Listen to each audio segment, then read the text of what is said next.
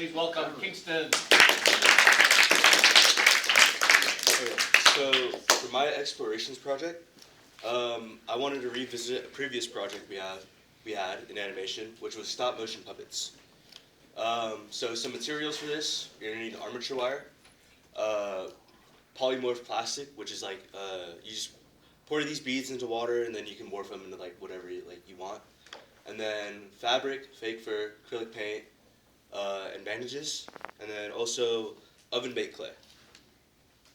So for my design, here's some inspirations I had. Because my puppet, what you're gonna see, is like very monster based. So like some stuff from Silent Hill, Resident Evil, and then obviously some Tim Burton stuff like from Nightmare Before Christmas. So here's some of my early concept art and like character design.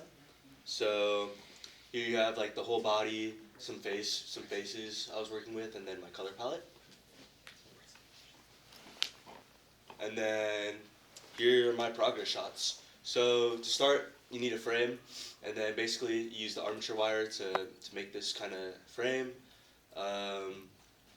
Yeah, and then there's some more stuff, legs, adding chopsticks to reinforce and like establish where there's gonna be like muscles and like stuff like that. And then you're leaving the joints open so you can still move it in like ways you want it to, like as you can see with legs. Yeah, here's some more progress shots. Just building up with the bandages. That's why bandages are so important, because you're able to like make the body without it being super heavy. Because like the issue with clay is that if you use too much of it, it's gonna be super heavy and it's more prone to breaking, which I found out with my previous project. So here are just more progress shots of me building it up, adding hands. Here's the initial start of the face model. Close up on the hands. Really, I was really proud of the hands because I was looking at all the other puppets, and a lot of them were a lot of us weren't able to do individual limbs and like fingers and stuff like that. So here's it with the toes, hot pink toes. Yeah, and then I wrapped it in white so it's easier to paint. And then here's more of the head sculpt done. It had a tongue, but I dropped the head after it was done baking, and it broke off. So I was really sad about that, and I didn't have any glue. So yeah, here's the final production. Asked Mason to pass it around. Don't know where it's at right now, but yeah, here's some just photos I took of it.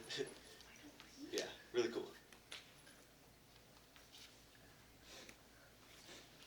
Okay, so some takeaways from this. What I really wanted to just work on was the reason why I revisited this project in the first place, because I wanted to take the skills we had and learned from the last project and incorporate something that I knew I can make better. So hands and feet, that's something I really wanted to focus on when making this project, because for my last project, the cardboard hands didn't really look too good.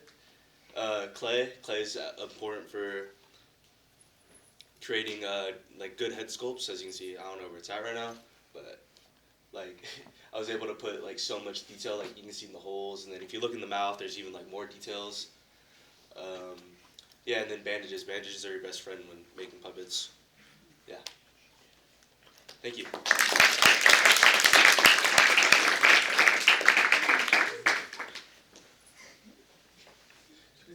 Blonky. Will you use the puppet for anything? I was planning on it. I'm not too sure when I'm going to be able to revisit and animate something with it, but yeah. Aaron? Are you going to make more puppets? I'm planning on to.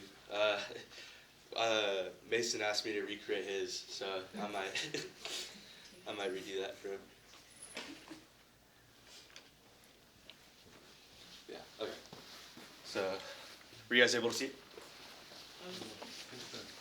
Thanks. Yeah. Show it off. He's asking you to show it off. Oh, show it off. And then, yeah, here's the finished product. Obviously, I strayed a little bit from my original design. This is only because I wanted to, like, when I got to the recreating this head, I was like, it's gonna be simpler if I loosely based it off of this. And then I was limited to the materials we had in the animation room, so that's why the fur is black on the actual puppet. But yeah, everything else I was able to do pretty well, I think.